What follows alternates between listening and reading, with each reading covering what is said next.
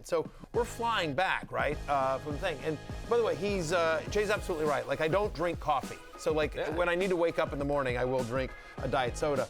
But that shouldn't have happened. I'll tell you why it shouldn't have happened. I'm sitting in first class, right?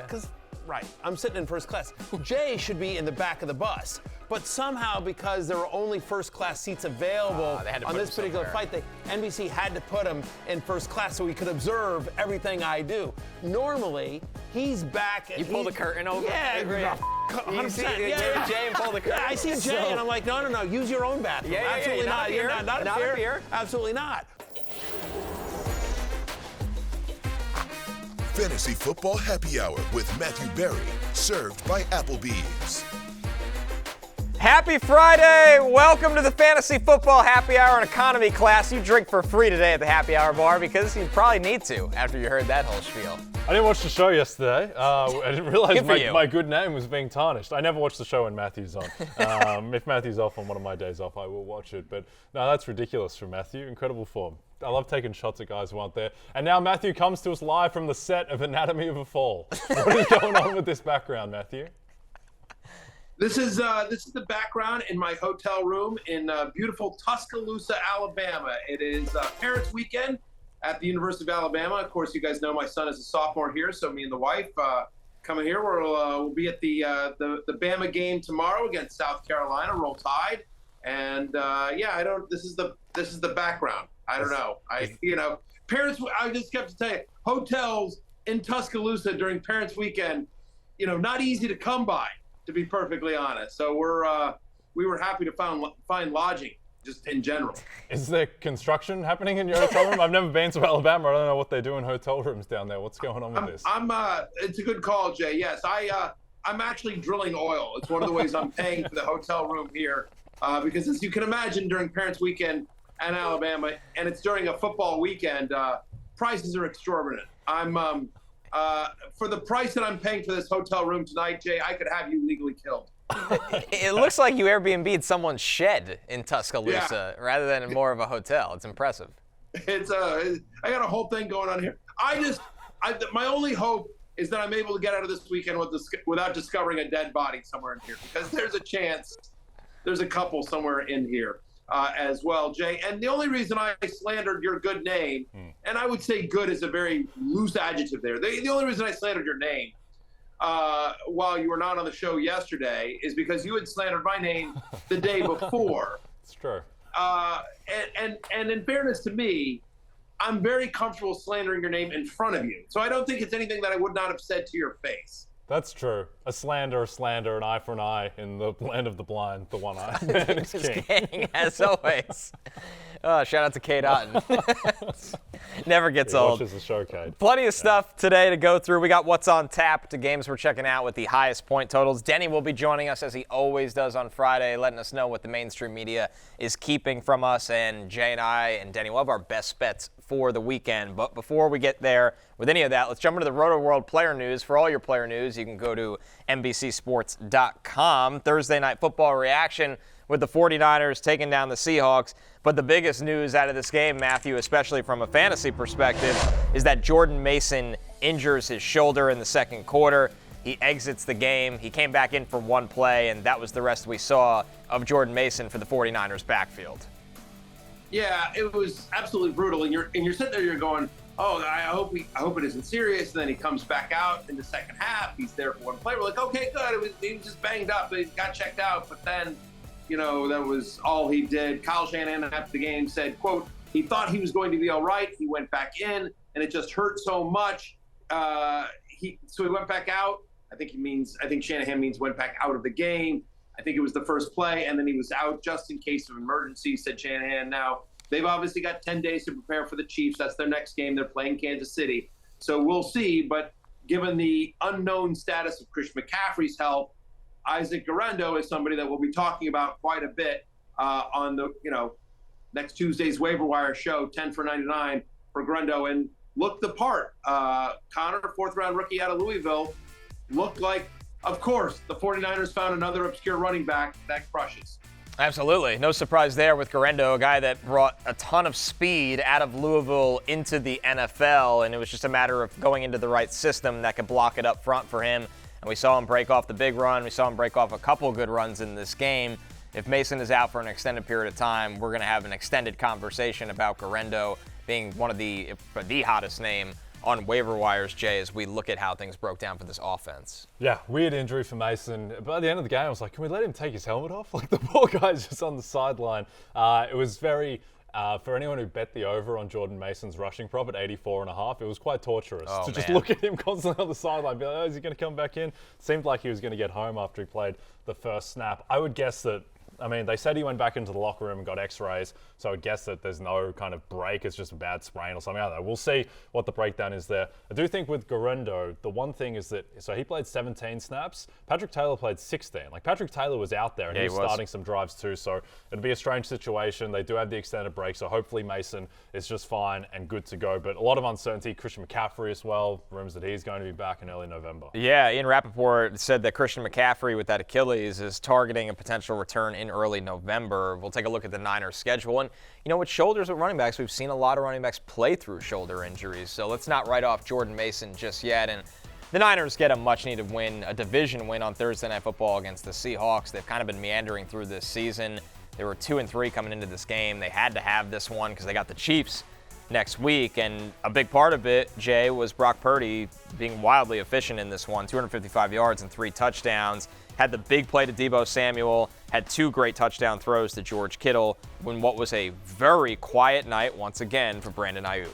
It was for Brandon Ayuk. Disappointing that he couldn't build off his week last week. You know who the number 1 graded quarterback is by PFF, Connor, right now? It's Brock Purdy. Film room haters down bad at the moment. Purdy, I thought he was excellent last night after not being great against the Cardinals, but he was excellent. The second touchdown pass, particularly to Kittle, that was just phenomenal. Perfect. He avoided the turnover-worthy plays that kind of defined some of his stretches last year. Even the throw to Deebo, which, you know, you at first glance you think, oh, it's a risky throw for the 76-yard touchdown that maybe Julian Love could have made a play on, but I thought Herb Street made a really good point on the broadcast where Purdy made Deebo come back to that ball. Like, Julian Love wasn't going to be able to make a play on that. And I think the key with Purdy is just that, like, he's using his legs a little bit. He goes 4 carries for 19 rushing yards, and just his ability to extend plays, that's the real difference between, I think, Purdy this year and Purdy last year. Now, look, he's not putting up Lamar Jackson type numbers, but it is just an extra kind of 2 to 3 points each week in fantasy. Matthew, what do you make of not just the overall lack of production that we expect from a guy like Brandon Ayuk, but even the targets? I mean, only 4 targets for him last night when this passing offense at times was humming. Yeah, I mean, I think this is just the nature of the beast. I don't think Brandon Ayuk stopped learning how to play football. I don't think Brandon Ayuk is a bad football player, but George Kittle was humming. They get the big play out of Deebo Samuel. Look, 15% target share. He's now scored under 10 fantasy points in 5 to 6 games this season. I think some of that is due to the holdout, and some of this is just because they have a lot of weapons. Jordan Mason has run well. Kittle has the big game last night, as I mentioned. We had that one huge Juwan Jennings game. Juwan Jennings has earned more playing time as well. This is just, I think, sort of how it goes. We saw the big game from Ayuk last week.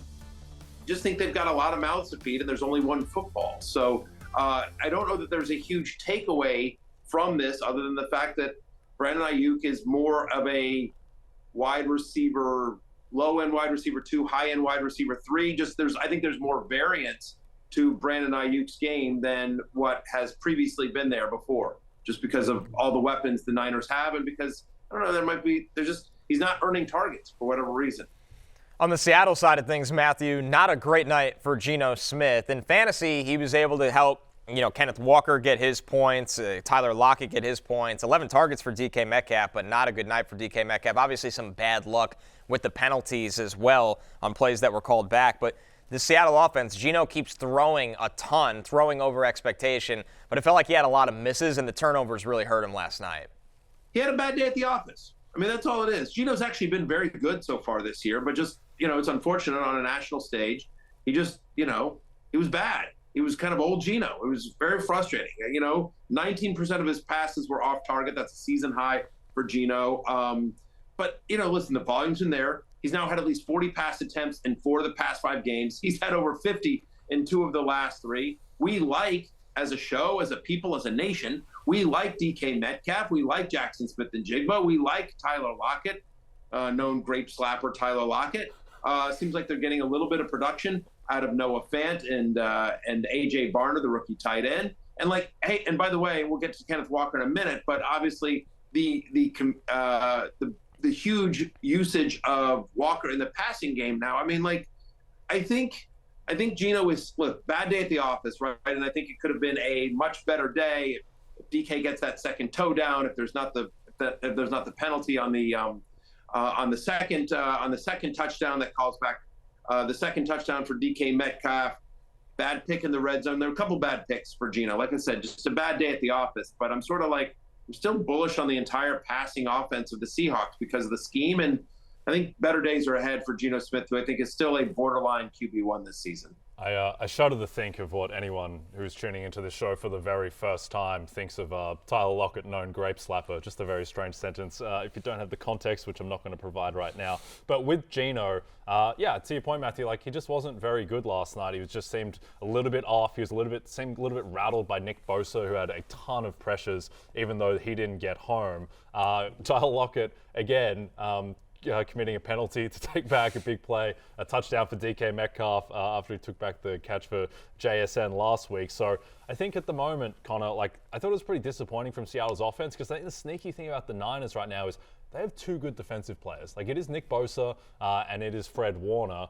Even Malik Mustafa has a great pick and looks great. He gets hurt. Yeah. It just doesn't seem like this Niners defense has much, so I would have expected more from Geno and this passing offense. Do you think there's anything that's just not working with the scheme at the moment? I think last night he just missed throws. Yeah. I didn't feel that way the first couple weeks of the season. I thought Geno was fantastic. Yeah. He was playing like a top 10 quarterback. It felt like last night, and it's not just the 2 interceptions. There was times where he just missed throws when guys were open because obviously the Seattle has enough skill players that overmatch it for a defense like the 49ers, but also they can't block him up front. They've been injured on the offensive line.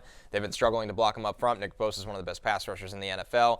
Geno was not rattled, but he was moved off his spot a lot, and that led to him being inaccurate, and that led to some of the turnovers as well. One thing, though, Jay, it did help with, and Matthew already mentioned this, is that Kenneth Walker got involved in the pass game. 8 catches for Kenneth Walker completely changes the dynamic of his night from a fantasy perspective because he only had 32 rushing yards and 1 touchdown, but he ends up with 21 points because, in a way, he was a PPR machine. He was. And I think this is one interesting aspect of Ryan Grubb's offense is that he's just constantly lining up his running backs at wideout, which really helps because particularly the past 3 weeks where they've been down and they've had to throw against the Lions, the Giants, and the Niners, they're constantly in these throw scripts. They have a really high pass rate over expectations to begin with, and that really helps Kenneth Walker, who is an excellent running back in his own right, now has this kind of Alvin Kamara, Rashad White type of scam aspect to his value too. So that's great. I think also the fact that I think to their detriment, they went out of their way in the first half to establish the run. Yeah. When it was the Niners, their secondary is not great and you're down at the moment, so maybe you should just be throwing the ball. But 14 carries in a game where they were losing the whole night, I think bodes well for Walker's usage going forward too. Yeah, Matthew, this backfield, we always talk about certain backfields that you just want in fantasy. You want the starter and you want to handcuff their starter with the backup. Right now, Kenneth Walker and Zach Charbonnet, if you have a way to roster them or just one of the two, whoever the starter is in any given week, they've been one of the most consistent aspects of fantasy at this position so far. There's no question. In a game in which game script should have dictated that Ken Walker had a bad day, to your point, he finishes with basically 21 fantasy points, 20.9 to be exact, plays 68% of the snaps. He was on 50% of third down, 6 of 6 snaps inside the 5-yard line. He now has at least 18 fantasy points in 3 of the 4 games he's played this season. As you remember, he missed 2 games earlier with an injury, but 14.5% target share. He is kind of Alvin Kamara West. And I think one of the arguments prior to the season about Ken Walker was we know he's great, but he's this home run hitter. He's a little bit more boom or bust. And when he hits those big long plays, it's awesome. But when he doesn't, it's a little bit of a challenge. That said, now because of his continued passing game usage, there's much more of a floor here with Ken Walker. We know the upside. He's got multi-touchdown upside. We saw it the other week, the 3-touchdown game. He's got crazy upside. He's got number 1 running back in fantasy upside, but he also now has a very nice floor. And I think if you were redrafting today, there's no way Ken Walker gets out of the first round. The only knock on him, Connor, is because we like the talent, we love the passing game usage. It's a good offense. He's obviously getting opportunities in the red zone. He scores another touchdown last night. The only knock on him is a little bit of the injury history. But if I was drafting today, like if I'm doing a guillotine league draft, I would draft Ken Walker in the first round and then just make sure I grab Charbonnet, and you're in good shape. Right. It's what you said all summer with Christian McCaffrey. Listen, just make sure you have Jordan Mason at some point, even if you draft him around earlier than everybody else is willing to take him. That's Seattle's backfield is starting to have a little bit of that mold. Let's take a look at the Week 6 injuries we're tracking, because this is a big list, especially with all of the buys as you try to fill out a lineup in fantasy. It's not easy right now. Derek Carr with the oblique. It's trending towards, obviously, Spencer Rattler, as we've mentioned all week. Aaron Rodgers with the ankle. He's going to play on Monday night, but that is a low ankle sprain. James Cook, not much going on in practice the first 2 days for the Bills. I know he was working off to the side yesterday. That is one you want to watch all the way up till game time, because it could be the Ty Johnson or Ray Davis show. Travis Etienne Jr. with the shoulder, Alvin Kamara with the hip. Brian Robinson did not practice on Thursday with the knee. Again, he missed 2 practices last week as well. We'll get more into that one as well as Jonathan Taylor here in just a second. Joe Mixon. Malik Nabers is still in concussion protocol right now. He's got to get some kind of form of practice today, and that would mean he cleared concussion protocol to have a chance for Sunday Night Football against the Bengals. But let's start with Jonathan Taylor, because he did not practice Thursday. He's dealing with a high ankle that has been, there's all kinds of varying degrees the way they've described this. The bottom line is he's not practicing, and we heard from Jonathan Taylor on the injury update with the latest. I'm feeling way better, which is a positive sign. Anytime you can progress throughout the week, you're closer to getting back on the field. What's the biggest difference you're feeling? Number one, definitely pain level. Just has gone down tremendously. That's the biggest thing. Ankles are nothing new to me. Just thankful it wasn't as bad, as before or anybody else's kind of ankle. So for me, going through that regimen, going through that process, attacking it, knowing how you should feel each day, knowing how you can kind of move things along a bit from, little tips and tricks that you learn through dealing with the ankles. Matthew, JT sounds optimistic. Now, that might not mean much. We'll see. And one other note here, Trey Sermon with the collarbone injury, he was a full participant in Thursday's practice. Yeah, that's a good sign. We'll know a lot more later today, and I would encourage everyone to tune into Fantasy Football Pregame Sunday morning, 11 a.m. Eastern, all the way up into kickoff on Peacock and the NFL and NBC YouTube channel, because we'll have all the latest here. But certainly feels like I never want to trust a player. Players are always like, oh, I'm going to go. And it's just like, it's not their decision. Right? It is the team doctors, and they will do what's in the best interest of the player, not what's in the best interest of the team. They will make sure that the player's health is paramount and front and center. So feels like it's probably another Trey Sermon day here, but certainly something to watch out for with Jonathan Taylor. A couple of things that you mentioned real quickly on some of those injuries. Malik Nabers isn't going to play this week. I'm just calling right now. I don't know if you saw the report from yesterday. He is in the same stage of the concussion protocol as he was last week. To start the week, the fact that he hasn't progressed at all is just a really tough sign as well. And I've heard from some little birdies. I would be shocked, beyond shocked, if Malik Nabers plays this Sunday. I went to look to see if Darius Slayton was available in any of my leagues. Of course, Fantasy Life commenter has them in the League of Assholes, because it is a league filled with assholes. There's nothing available on the waiver wire. It's awful. But for somebody like myself that has a ton of Malik Nabers and a ton of Rashee Rice this year, I'm down bad. I just would like everyone to feel bad for me in fantasy football. Eventually, one of these years, something's going to work out for me in fantasy football. But at the moment, with the injuries to those 2 big players, it's been tough. It's been tough sledding for your boy over here. Oh, man, just phenomenal, Matthew. Yes. A lot of whining. Yeah, a lot of complaining. To be fair, I have my fair share of complaints. But I have been sniping Matthew on players at an alarming rate. Xavier Legette? Yep. When you spend big, you win big. Yeah. That's how it goes. That's right. You can't take the fab budget with you into the summer and spend it on anything else. People forget this. Yeah. So. I might. That might be my lot in life is to do that as well. I know we're going to talk about Brian Robinson coming up a little bit here. But I just think really interesting, and I'm really glad, Connor. I hope people were watching yesterday's show, because we mentioned the James Cook injury. We've mentioned it throughout the week, that, when we prefer Ty Johnson to Ray Davis in terms of if Cook is going to miss. But, that one just feels bad. Just bad vibes to me, Connor. And I don't have any inside information on James Cook, but it just the fact it feels, now again, it's the Monday night game, so we'll know more this weekend, but just, I don't know what you guys feel like. It just feels like bad vibes on that one. I agree. It's going to be right down to the wire. He has the extra day, so maybe they push him, and this offense needs him right now. We know that much, but he's not doing much at practice, and that is your starting running back that the offense basically runs through at this point. Absolutely, given the weapons for Buffalo. I think they were exposed. They've been exposed the past couple of weeks against the Ravens and the Texans. How are you feeling about the Jets' run defense, though, which has been a little bit better after that really rough game against Jordan Mason in Week 1, but lacking in personnel? Yeah, I would start Ty Johnson. Revenge game, by the way, for Ty Johnson. If James Cook was down and I had a desperation flex situation because whether you had somebody on probably the Bills, probably James Cook, and you need to play somebody, I would be comfortable starting Ty Johnson against the Jets' run defense. The Bills, Josh Allen, dreadful week last week. They're going to try to run the ball, hold the ball, and keep the Jets out of it on the road. So that's where I stand with that one. Brian Robinson, Matthew. I was just going to say one other thing that I think, just one situation I just want to highlight real quickly that I don't think was on our full screen. Again, I'm in Alabama, so I can't see it. But the Cincinnati Bengals running backs, Zach Moss returned to practice yesterday in a limited fashion, which is nice. But Chase Brown was suddenly added to the injury report last week again. So I think, yesterday. Chase Brown was added to the injury report yesterday. So just, again, something to sort of think about that as obviously the Sunday night game right here on NBC against the Giants. But you would like either one and possibly both in a flex scenario, given with 4 teams on a bye this week and the injuries out there. You would like both guys, I think, in a flex scenario if they're both playing, but there's a chance one or both of them are not available for the game against the Giants on Sunday night. So just something to keep an eye on. Jay, Brian Robinson did not practice Thursday. He didn't practice Wednesday or Thursday last week. This is looking like a game-time decision, though. This doesn't have the same vibe as last week where it's, hey, we're resting him, his knee's bothering him.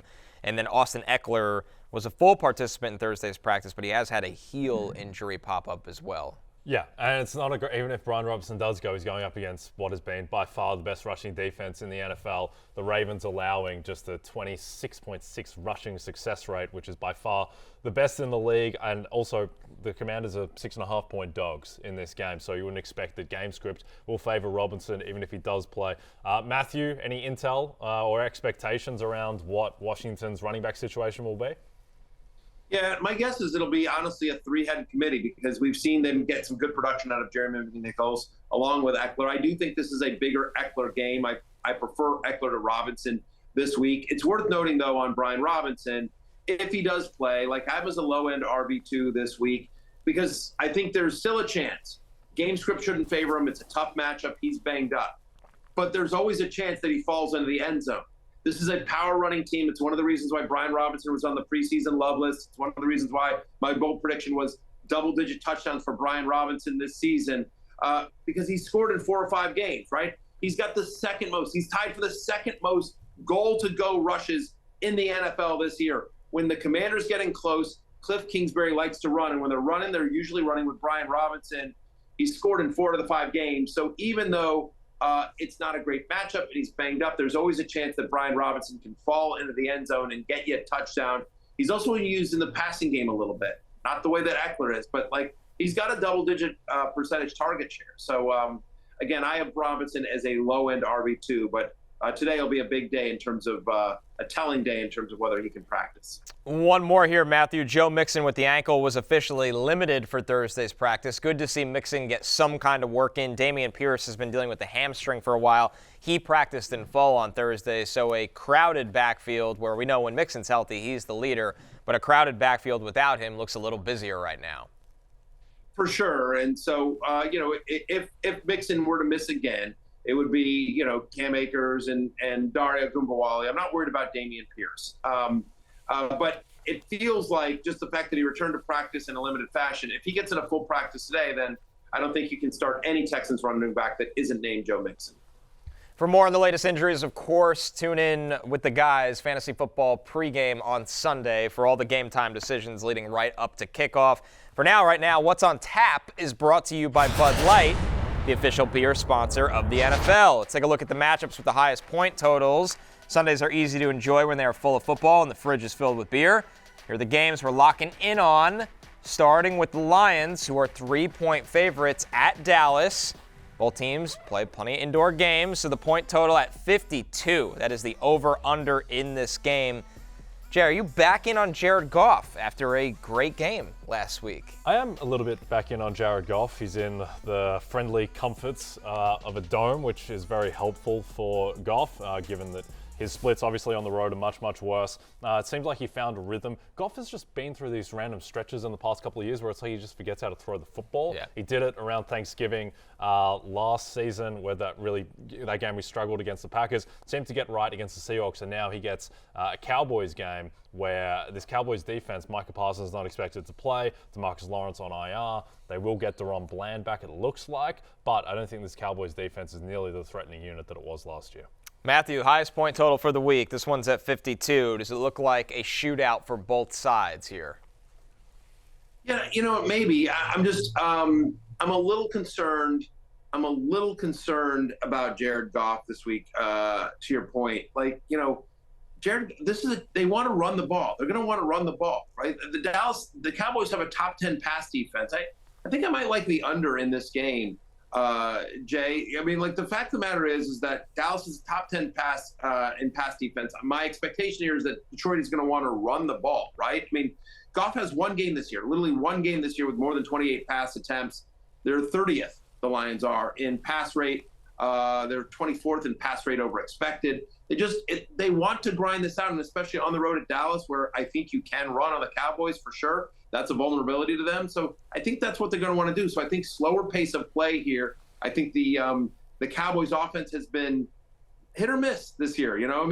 Okay, they got it done at the end against Pittsburgh, but they also had some brutal turnovers there. And honestly, if Justin Fields could have made a couple of basic third down throws, I think that game ends differently. So I don't know that this is, quote, a super shootout. I think you're starting all the obvious guys in this game that you normally would. You're starting my guy Ertz and Jake Ferguson. I think you're starting Dak in this game. You're starting the running backs for the Lions. You're starting Amon-Ra and Sam Laporta. But Goff, to me, I'm at QB 16. I'm just a mid-tier QB2 this week. Because of that, Matthew, are we not as confident in Jameson Williams, who you left out there? Yeah, Jameson Williams is just so big play dependent. You know what I mean? It's just, we thought, this is the year of Jameson Williams there in week number 1, and just it hasn't been the same. So no, I'm not. I think Jameson Williams is kind of in that wide receiver 3-4 range where you're going to hope for one big play, which certainly has the opportunity to. But no, he's not somebody that I feel like is a must start this week. Yeah, Jameson Williams, he's set at 3.5 receptions on DraftKings. The under is back to -125. I think, to your point, Matthew, about the Cowboys' pass defense, statistically it has been good. I think we're still just early enough in the season, though, where it gets so skewed by the bad quarterbacks that the team might have played. They've played Deshaun Watson. They played Fields when Fields was really struggling. Daniel Jones. They made Derek Carr and the Saints look like the greatest show on turf, and we've seen how the Saints have struggled since then, although they have had injuries in the meantime. So I don't really know what to make of this Cowboys pass defense. I am pretty confident, though, that the rushing defense is bad, as it was last season. Matthew, what do you think about Jalen Tolbert? I was just going to say real quickly, Jay, sorry, the last point on Jameson Williams, by the way, 12% target share over the last 2 weeks. He's on the hate list this week. I'm outside my top 35. I will tell you, if you are looking for some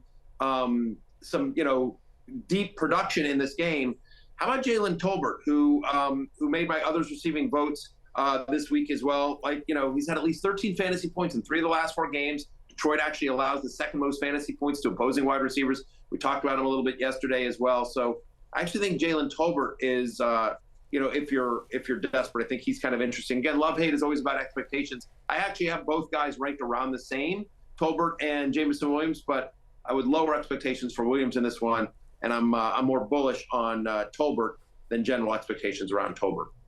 In a game that could have massive implications on the MVP race, the Commanders travel to Baltimore. The Ravens are favored by 7 points. The over-under is at 51.5.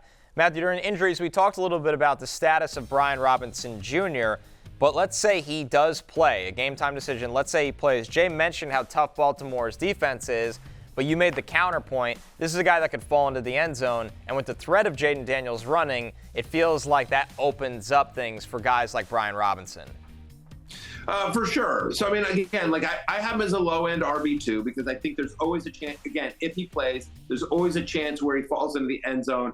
And he actually, he has almost a 10% target share, so they use him a little bit in the passing attack.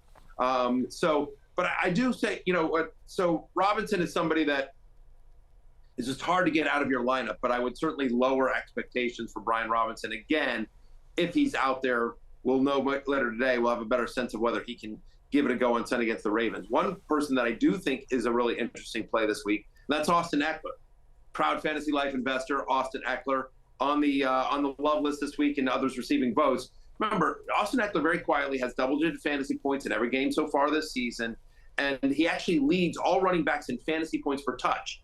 When Austin Eckler touches the ball, good things happen, and the Ravens, for as good as a run defense they are, when they play opposing running backs, they're actually bottom 10 in terms of most receiving yards allowed to opposing running backs. So they're good up against the run, but they're not great when you throw to your running backs. And obviously, given the fact that the Commanders are almost a touchdown underdog here on the road at Baltimore, expect them to be in throwing script a little bit more often, which probably means more Austin Eckler in a good matchup against the Ravens. Yeah, it is interesting this game, which is, blockbuster matchup between, I think, the two guys who would probably finish 1-2 in MVP through 5 weeks of the season. Total is 51.5. There's not actually that many fantasy viable guys in this matchup, like relative to that kind of total. It's the quarterbacks. It's the quarterbacks, and then it's Derrick Henry, obviously, but and then like Terry McLaurin, yes, Zay Flowers in the flex. But to give you an idea of how down bad Mark Andrews is, Mark Andrews' receiving prop is set at 24.5 receiving yards. That might be a touch high as well. I just think that he's struggling so much. Isaiah Likely's got the same number. Zach Ertz is in the same range. Zach Ertz's receiving prop is actually higher than Mark Andrews, which shows you how Mark Andrews has been doing so far. So yeah, this is a game that's going to be concentrated on the quarterbacks. Our last game here, Sunday Night Football on NBC and Peacock. The Bengals are favored by 3.5 points as they travel to MetLife to take on the Giants. The over-under for this one, 47.5, so not as high as our previous two. But Jay, to counter your previous point about the last game, there are a lot of fantasy-relevant players in this game, even if Malik Nabers does not play, which is looking very likely. Forget the fact Darius Slayton, who we saw what he did last week, but is Wan'Dale Robinson a strong play if Nabers somehow did suit up in this? But even without him, it feels like Wan'Dale's getting his targets. Yeah, absolutely. I think regardless, Wan'Dale now, like Wan'Dale Robinson, he's had 47 targets through 5 games, so he's averaging over 9 targets per game. He has a very high floor. He has a connection with Daniel Jones. We've been waiting for this for a while from Wan'Dale, and now it seems like he's the guy. So, yeah, I think Wan'Dale Robinson against the Cincinnati defense that is in the mix for being the worst in the NFL. Wan'Dale Robinson, I think, is someone you can very confidently start. Matthew, it was great to see T. Higgins get on track, and just this offense as a whole through the air right now with Joe Burrow hasn't been great for the Bengals because of their defense, but it feels like we're back to having full confidence in this pass game. Burrow to support his 2 superstar receivers. You love the matchup with the Giants. You love the matchup with the Giants. You love the talent, and I think to Jay's point, their defense is terrible. Right? I mean, there's a lot of things that work in Joe Burrow's favor. He's been nothing short of fantastic this entire first game. Okay, bad day at the office, but he's been one of the top 3 fantasy quarterbacks over the last 4 weeks. And T. Higgins looks fully back. Jamar Chase is Jamar Chase again, proud Fantasy Life investor Jamar Chase, along with Joe Burrow, both proud Fantasy Life investors. So, I think there's a very real scenario where Higgins and Chase both finished the week as top 10 fantasy wide receivers, and Burrow finishes the week as the number 1 quarterback in fantasy. That is within the range of outcomes. Can they block Dexter Lawrence? Can they get Burrow enough time? I think they can. Deontay Banks has been a disaster for the Giants and their secondary. I think full steam ahead, especially with, as we mentioned earlier in the show, the running game's a little bit banged up. So it's going to be all on Burrow's shoulders. The Giants' offense is getting better. Although, again, I don't think Malik Nabers plays in this game. But still, Cincinnati is going to have to score to win this game. And so really like all the Cincinnati players, especially in the passing game. Andre Yoshevich, suddenly if you're desperate. One last note as long as we're talking about this game. The same little birdie that told me Malik Nabers is definitely not playing this week also told me it's going to be a timeshare. It's going to be Devin Singletary and Tyrone Tracy. That Singletary's expected back this week, but Tyrone Tracy has earned more playing time, obviously, with his huge performance last week against Seattle and the upset win against the Seahawks. So I would expect kind of a fairly even split between those two running backs. And Connor, you and I have talked about this since the preseason. Tyrone Tracy's going to be a thing this year.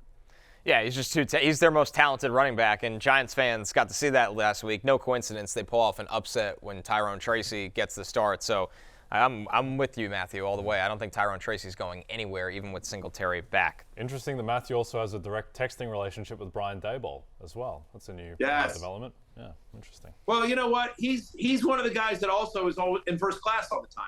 You know what I mean? Like, right. I sat next to him the day after. He cost me a lot of money by winning Coach of the Year over Kyle Shanahan a couple years ago. Very familiar with Brian Daboll on planes, much to my chagrin, as 70 people walked by us congratulating Brian Daboll for winning Coach of the Year. It's one of the worst things that's ever But you happened didn't? to me. Wait, Jay, did you? No, I did. I was the bigger man there, but it was through gritted teeth, and I was very upset. Did you he was tell also him how much lovely. money He was you had also lost? he seemed like a really lovely person, which somehow made it all the worse. Can I tell you a very quick Brian Daboll story? Please. Sure. It's like Go ahead. very quick, but just I've written about this before, but like at the NFL Combine, what happens is that all the coaches and the general managers, they speak behind these big podiums, right? And then all the press is there like in front of the podiums, and they're sort of roped off, right? And when Joe Shane made his debut, obviously they came in together. Brian Daboll, and obviously people on the team can stand behind the podium and whatever, and it's just all sort of roped off. And Brian Daboll came and stood in the scrum with everyone else for Joe Shane's press conference, which I just thought was really cool. And I was just like, and I looked at him like, and I was just like, whoa, Coach Daboll. And he's just like, hey, what's up, Matthew? So anyway, I just thought, I thought that was just very cool. And just, talked to him for a little bit. And to your point, he's a really good dude. He's an easy guy to root for, I'll just tell you that. That'll do it for What's on Tap, presented by Bud Light. Easy to drink, easy to enjoy. This Sunday night, don't miss Joe Burrow and the Bengals traveling east for a date with Dexter Lawrence and the New York Giants. Coverage of the matchup in the Meadowlands begins at 7 p.m. Eastern on NBC and Peacock. When we return, Denny Carter is tagging in for Matthew, coming up next to do what he does best, expose the media's hidden agenda to cover up the best flex plays for week number 6. Matthew, thank you. Enjoy your time in Tuscaloosa. Roll Tide, and good luck getting out of that wherever you are. Yeah, don't go jumping into any ski lodges in southeastern France, where it looks like you're located at the moment. We got a lot going on over here, but thank you very much. Roll Tide, and wish me luck in getting back out of the game, flying back so that I can be with Jay, Lawrence, and George Sunday morning for fantasy football pregame back in beautiful Stamford, Connecticut. So thank you guys. Appreciate you. Connor, you a little bit more than Jay, but good luck this week. Right. Much See love. you Sunday, See man. you guys. See you, Matthew. We're back after this. Russell Wilson, who, again, hurt his calf while pushing a blocking sled 2 months ago. On the first day of training camp. First, Has to make a football move once. right, the first minute of him being a Steeler involved a terrible calf injury, a 2-month calf injury. He's back practicing fully, okay, and we're glad to see that. The Steelers have asked kindly, a couple times actually, to Justin Fields to stop belly laughing when Mike Tomlin suggests that Russell Wilson will start. It's unbecoming, it's insulting to the veteran. He shouldn't be laughing. We don't at Galaxy Brains, we don't think he should be laughing, but apparently he is. He finds this very funny that Russell Wilson's going to come in and take his job. What the mainstream media doesn't want you to know, that's what we do on Fridays. We warn the good people. We enlighten the good people with Denny Carter. Denny, how are you? It's very serious business, Connor, as you know, and we get to the bottom of what they are keeping from you from a fantasy football standpoint. So I'm doing well. Hope you guys are doing well, but I am ready to engage in very serious business. Well, Denny, everybody's talking about Nico Collins' injury, and all they want to say is that now it's Tank Dell time. Finally, everybody's been waiting the whole season for Tank Dell time. But is there another wide receiver in this offense that could surface up to, being talked about in the mainstream media after you, of course. Yeah, look, that's all you hear about right now is you turn on CNN, it's election and Tank Dell. And all I'm asking is for a little airtime for Xavier Hutchinson, who, is supposed to be the wide receiver 3 for the Texans now that Nico Collins is on IR for the next 4 weeks.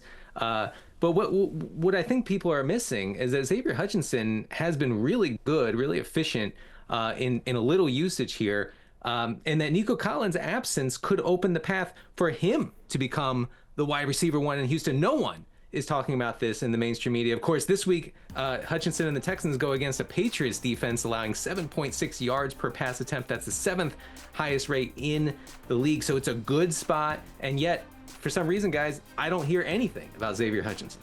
I like the call, Denny, especially when you look at Hutchinson's profile. He's a bigger-bodied wide receiver, and that's what Nico Collins brings to this offense. Obviously, Diggs is going to draw a lot of attention, probably the attention of Christian Gonzalez, the best cover corner that New England has. Tank Dell might be able to get over the top, but you're hoping for the big play. This is a vulnerable secondary, and the target share, in theory, should be there for Hutchinson. What do you think? How much do you think they're going to lean into the run if Mixon comes back? Because we randomly only have seen one game of Joe Mixon this season where he's healthy, and he got 1 million carries against the Colts in Week 1. Do you think they lean heavily into the run with Mixon back? With Bobby Slowick, you can never rule that out. The only problem is Joe Mixon practiced in a limited fashion on Thursday, and what's clearly a serious ankle injury. Can you hand the ball to Joe Mixon 25 times? Now, maybe Cam Akers gets the ball. Maybe a healthy Dameon Pierce gets the ball. Mumbiale. That's the scary part. Bobby Slowick does want to run the ball, but I trust Hutchinson. Nobody's Nico Collins, but to be a capable guy to play on the outside for them. How about Zach Ertz here, Denny? Yeah, listen, Matthew would really appreciate this if he was here, and he's alive. He's okay. He's just in Tuscaloosa. All we've heard from Matthew is Zach Ertz, but it feels like this week it's very real. Zach Ertz is a desperation play at a position that it feels like everybody that plays fantasy football is desperate at tight end. Connor, you sound like a young member of the mainstream media, and that's what we have here. Really, is a cover up from the inside among a specific group of people in the mainstream media, and those are Zoomers, okay? And they are upset that Zach Ertz, at this advanced age, at this advanced part of his NFL career, is still producing, and he's going to produce this week against the Ravens in what I think will be a pass-heavy game script for Washington. I think they'll be chasing points. That's good for McLaurin. That's good for Zach Ertz. Maybe it's even good for Diami Brown. Who knows? This Ravens-Commanders game, 51.5-point total, the second highest on the week. Zach Ertz is 9th in tight end targets this season. He's 9th in tight end pass routes. The Ravens allow the 7th most tight end fantasy points through Week 5. These are things that I'm not hearing when I turn on MSNBC. I mean, no offense to MSNBC. I think that they just need to be enlightened on Zach Ertz. And the young people need to realize that, athleticism, jumping ability, agility, they don't matter. Come on. Zach Ertz is going to get it done. Yeah. Zach Ertz, by the way, is a higher receiving prop than Isaiah Likely or Mark Andrews this week, which was, wouldn't have been predicted before season. To be fair, they're all set in the 20s, so not going crazy, but Zach Ertz does have some upside in a game where, seeing Jane Daniels, he hasn't been in bad game scripts for a long while because they just keep destroying teams, so perhaps he will need to This is the week. A little bit more. Denny, I got a call this morning from Anderson Cooper while I was dropping off my 6-year-old at school, begging me not to talk about Darius Slayton, which is a very strange call to receive. Don't know why he couldn't have just texted, but what are you expecting from Darius Slayton under the bright lights on NBC on Sunday Night Football? Yeah, it's funny actually because Anderson texted me in the middle of the night last night, and over and over, please don't mention Darius Slayton. We need to keep this a secret among the very corrupt and dishonest mainstream media. And I said, no, we're going to talk about this. We're going to blow the roof off of this situation because Malik Nabers, unfortunately, looks to be out another week while he recovers from the concussion he suffered 2 weeks ago. Darius Slayton, in case everybody missed it last week, 11 targets, led the Giants 122 yards. He had the 10th most air yards last week among all NFL receivers. Of course, air yards being a super secret, top secret metric that mainstream institutions will not tell you about. I'm telling you about them, and they are important, and they do measure opportunity. So Darius Slayton is a very sneaky play. Jay, I couldn't help but hear that you picked them up in a league just before we went on air, and I think that is a good move on your part. Yep. People forget that Darius Slayton in 2022, for a team that made the playoffs and won a playoff game, was the number 1 wide receiver in yards and targets for Daniel Jones. And yeah, if Malik Nabers is out, which is the expectation, then all of a sudden, going up against an atrocious pass defense, Darius Slayton is very, very flex viable, I think. Him and Daniel Jones have had chemistry for quite some time, and you can't say that about the Giants' offense through the air too much. Not quite Montana Rice, no. But Jones Slayton is a very workable tandem. And how about the script of this game? I mean, the Bengals are a team, their backs are against the wall. They're 1-4. They have to win this game. They're favored to win this game. We know Joe Burrow is going to throw a lot, or at least early. Doesn't it feel like, as much as it's not pretty, like you said, it's not Montana Rice, no Malik Nabers, the Giants, we could have a 40-plus drop-back game for Daniel Jones. Somebody has to get the football that's not Wan'Dale Robinson. Yeah, this is another thing that the mainstream media is not addressing because it doesn't suit their purposes. But Daniel Jones has been perfectly fine the past 4 weeks. He was bad in week 1 against the Vikings, but that performance, the context now makes that look a lot less bad because the Vikings have arguably the best defense in football. Since then, Daniel Jones has been perfectly fine. He's even throwing the deep ball a little bit more, which got going against Seattle. So, look, I think he needs to be viewed in the same light as he was in 2022 when everyone thought, yeah, this guy is, I don't know, the 15th to 18th best quarterback in football. Like, he's been playing at a level around that this season. One of the biggest matchups of the college football season kicks off on Saturday night. Both Ohio State and Oregon have national title hopes, and they'll battle it out under the lights in Eugene. Coverage of the Top 5 Showdown. That's right, this is a Top 5 Showdown.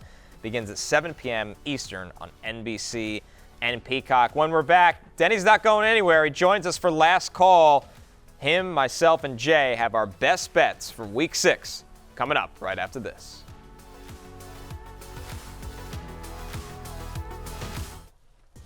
DraftKings Sportsbook is the #1 place to bet touchdowns, and new customers can bet $5 and get $200 in bonus bets instantly. Download the app and use promo code BERRY when you sign up. DraftKings Sportsbook, the crown is yours.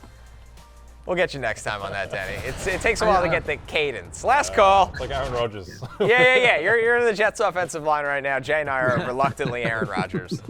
Here are the matchups with the highest spreads going into the week. We gave you some of the highest point totals on what's on tap. Jay, what's your best bet for the weekend? The best bet is on Detective Drake London over 67.5 receiving yards. I don't think people have caught on to how Drake London is being used this year. He's being used the past 2 weeks in particular, over 40% slot rate, and he's been incredibly productive out of the slot. Last year, his slot rate was below 20%, so he's being used in a completely different way in Zach Robinson's offense. I think people really like Drake London has Cooper Kupp elements to his game, and that's being utilized. He was dominant out of the slot against Tampa Bay. That's where the bulk of his production came from. So, look, Drake London last week was set at 64.5 receiving yards. This week he's set at 67.5 after he had over 150 yards and was being used in a completely different manner than he has in the past. So I just think this slot percentage just increases his floor a ton. Goes up against the Carolina pass defense. It's not scary at all. So I think Drake London goes over 67.5. I like the call. Denny, what do you got for us this weekend? Yeah, just on London, I actually read an interview with Kirk Cousins where he talked about Drake London maybe having the best hands of anyone he's ever seen. So there's a lot of trust there. I think that's built up over the past few weeks. I like that call, Jay. I had the over on David Montgomery's rushing total, 57.5 against just a miserable Dallas rush defense that will be banged up again, missing key parts of that defense in Week 6. The Lions, as we know, I'm not going to bore you guys with the nerdy metrics, but as we know, they want to establish it, right? They want to establish the run whenever they can. I think that they're going to be able to do that here. I think both Jahmyr Gibbs and David Montgomery can get there for fantasy in a big way this week. It makes me a little worried about the pass volume for this offense, but that's neither here nor there. I feel like the over, like Montgomery could go way over 57.5 here, barring some sort of weird game script, which I guess is always in play when you're talking about a Cowboys game. Yeah, Dan Campbell, it feels like 4 espressos, and they just start screaming, run the damn ball over and over, and it works for the Lions. Guys, I'm going with Xavier Legette over 37.5 receiving yards. Xavier Legette did this Week 1 when Adam Thielen was still playing. He's done it multiple times now without Adam Thielen. The most important part is he's healthy. That's why this number was so low. 37.5 for Legette, who is, I think, not only a legit talent, but a focal part now of the offense without Thielen in a game, Jay, that you mentioned this one.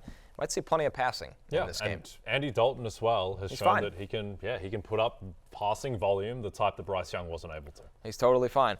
Of course, you can catch more of Denny live every Friday at noon for his weekly Q&A on the NFL on NBC YouTube channel. You go there, Denny will be live taking all of your questions. So, Denny, since we have you on the show before your Q&A, I get a question. Can you give me a kicker of the week?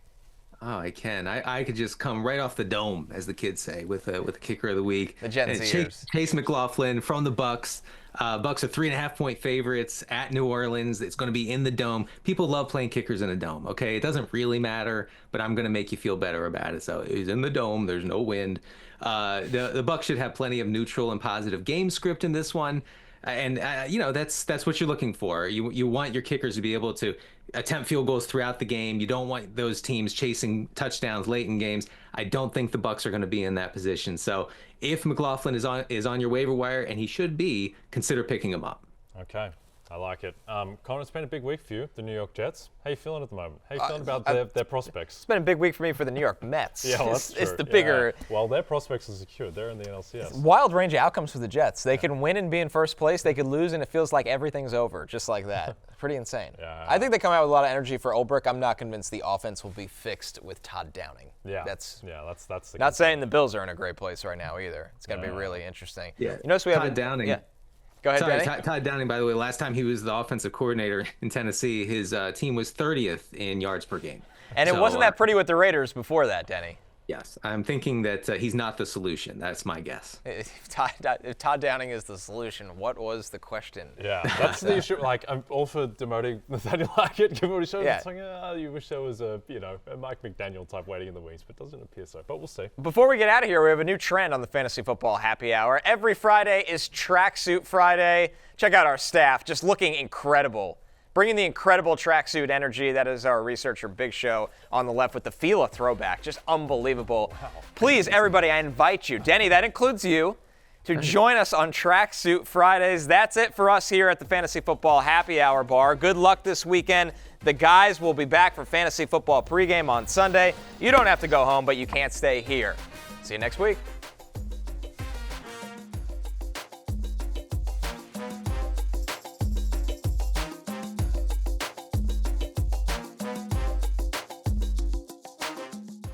Hey, it's Matthew Berry from NBCSports.com and RotorWorld.com, and I want to thank you so much for watching whatever it is you just watched, or if nothing else, being too lazy to click out of the autoplay after this video started, after whatever it is you actually wanted to watch finished.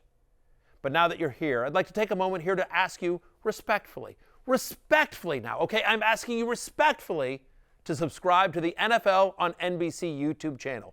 You'll get the latest RotoWorld fantasy news headlines, all sorts of great shows, including my own Fantasy Football Happy Hour. So go subscribe now. Again, I'm asking respectfully.